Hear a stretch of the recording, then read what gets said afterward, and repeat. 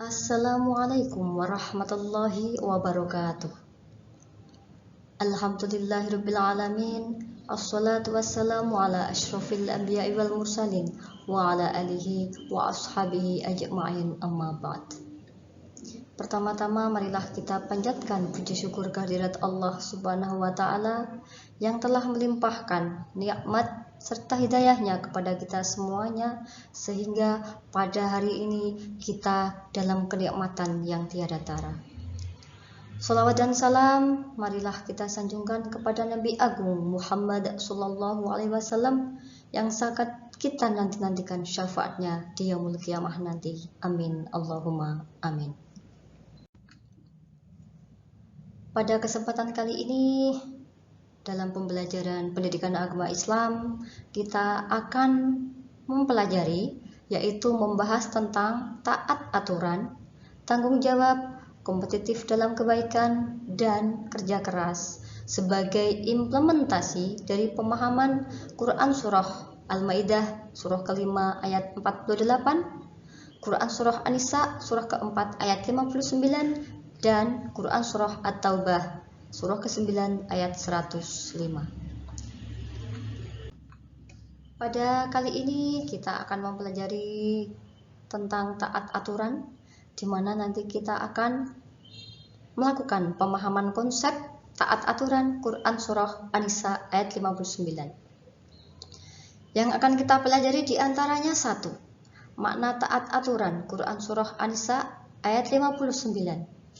Yang kedua, membaca Quran Surah An-Nisa ayat 59. Yang ketiga, menganalisis tajwid Quran Surah An-Nisa ayat 59. Yang keempat, nanti anak-anakku mendemonstrasikan hafalan Quran Surah An-Nisa ayat 59. Kemudian kita akan mencari hadis terkait ketaatan dan juga harapannya nanti bisa mengaplikasikan taat aturan dalam kehidupan sehari-hari. Jadi itu anak-anakku yang akan kita pelajari. Selanjutnya, yang pertama adalah makna taat aturan. Secara bahasa, taat adalah tunduk, patuh. Taat dalam kehidupan ini pada hakikatnya meliputi beberapa aspek. Yang pertama adalah taat kepada Allah Subhanahu wa taala dan Rasul. Yang kedua, taat kepada orang tua. 3, taat pemerintah. 4, taat di lingkungan masyarakat, karena kita hidup bermasyarakat, dan juga taat di lingkungan sekolah. Berikutnya, implementasi dan hubungannya taat aturan, yaitu pada hakikatnya hablum minallah yang pertama, yaitu hubungannya kepada Allah. Jadi manusia hidup itu punya kewajiban menyembah dan beribadah kepadanya dengan menjalankan perintah serta menjauhi larangannya. Yang kedua, hablum minannas, yaitu hubungannya dengan sesama manusia. Karena kita sebagai makhluk sosial, tentulah kita membutuhkan manusia atau orang lain dalam kehidupan kita. Yang ketiga, hablum minal alam. Jadi kita hidup itu tidak lepas dari lingkungan alam sekitar kita. Jadi kita wajib menjaga, melestarikan, dan juga memanfaatkan apa yang ada di sekitar kita dengan baik. Selanjutnya, ayat tentang taat aturan. Quran Surah An-Nisa, surah ke-4, ayat 59. A'udzu billahi minasy syaithanir rajim. Bismillahirrahmanirrahim. Ya ayyuhalladzina amanu athi'ullaha wa athi'ur rasul wa athi'ur rasul wa ulil amri minkum fa in tanaza'tum fi syai'in farudduhu ilallahi wa rasul farudduhu ilallahi wa rasul in kuntum tu'minuna billah in kuntum tu'minuna billahi wal yawmil akhir dzalika khairun wa ahsanu ta'wila. Shadaqallahul azim. Artinya, wahai orang-orang yang beriman, taatilah Allah dan taatilah Rasul Muhammad dan ulil amri pemegang kekuasaan di antara kamu. Kemudian, jika kamu berbeda pendapat tentang sesuatu, maka kembalikanlah kepada Allah, Al-Quran, dan Rasul sunnahnya.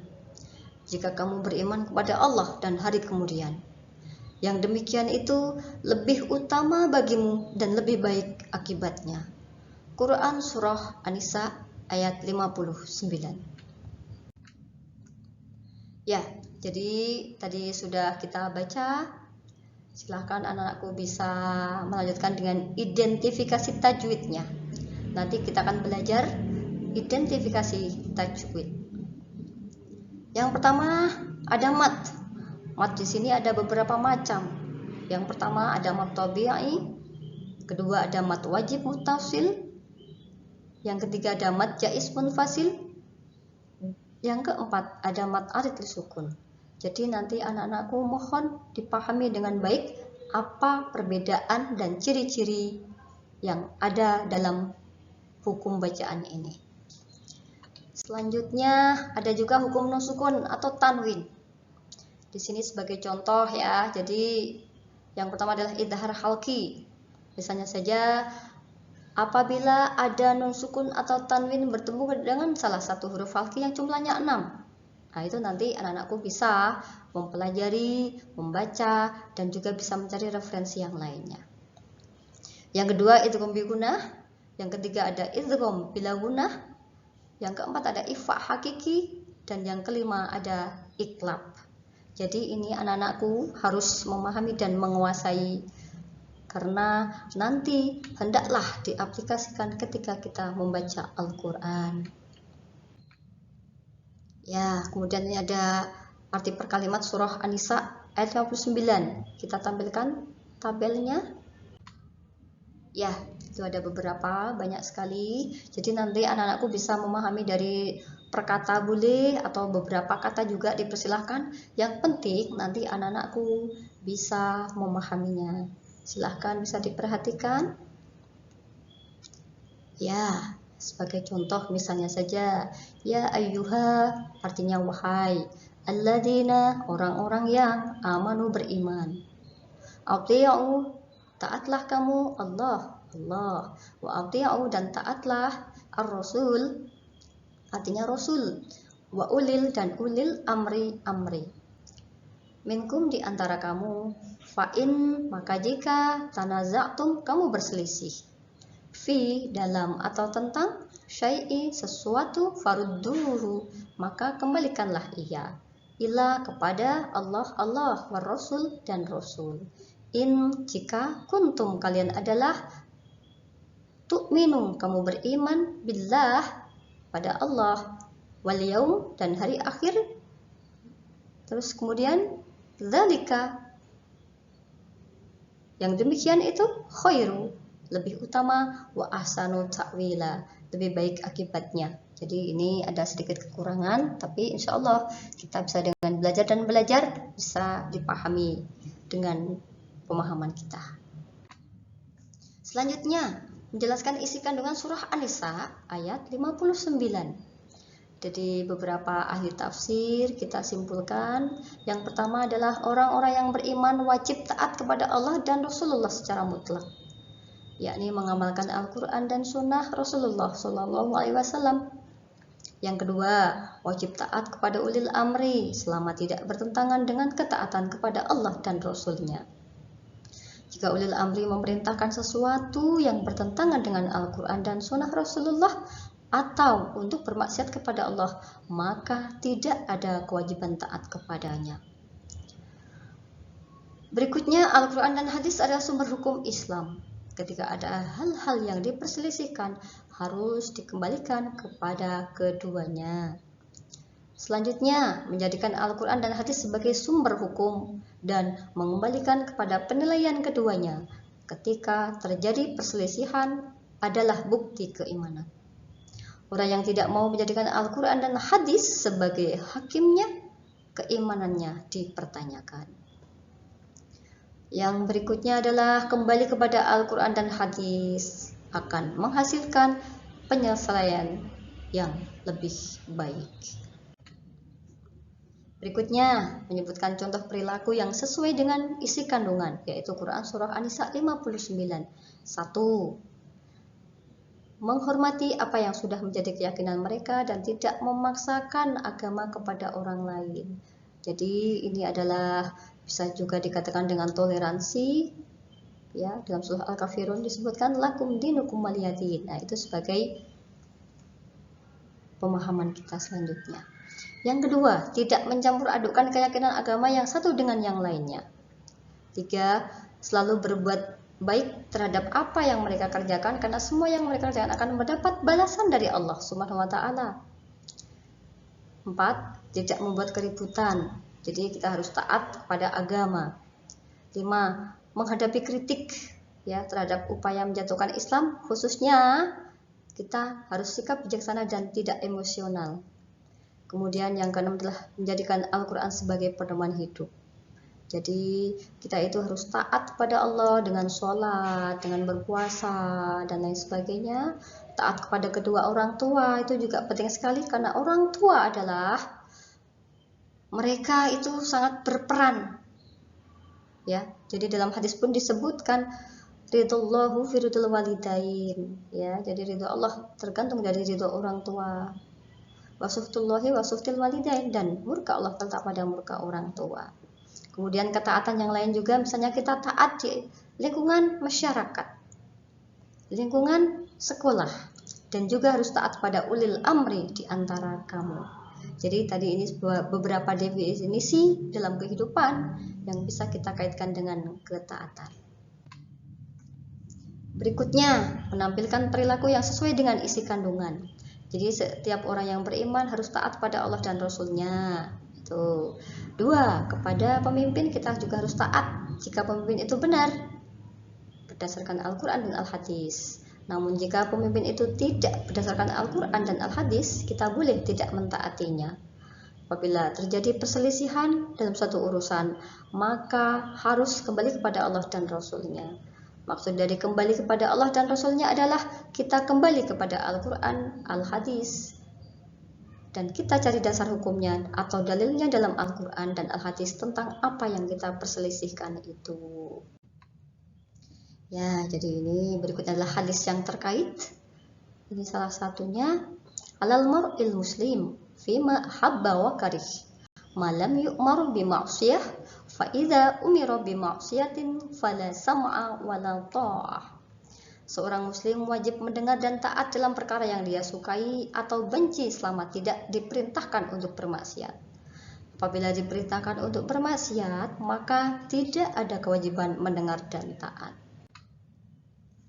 Ya, tadi sudah kita sampaikan dari makna taat aturan, kemudian membaca, setelah itu identifikasi tajwid, dan juga hendaklah kita juga mempelajari makhorijul hurufnya, ya. Jadi jangan lupa nanti anak-anakku bisa lebih mendalam lagi mempelajari makhraj. Misalnya contoh seperti huruf da itu pelafalannya harus memantul, ya, karena termasuk huruf qalqalah. Ya, huruf qalqalah. Sebagai contoh, dadi dubad dudan dani dad naminal mudni madidan danida, dan masih banyak lagi. Kemudian memahami artinya. Yang berikutnya adalah menganalisis kandungan Quran Surah An-Nisa ayat 59 tentang taat aturan. Selanjutnya mendemonstrasikan hafalan dan mencari hadis terkait taat aturan. Kemudian menampilkan contoh perilaku taat dalam kehidupan sehari-hari.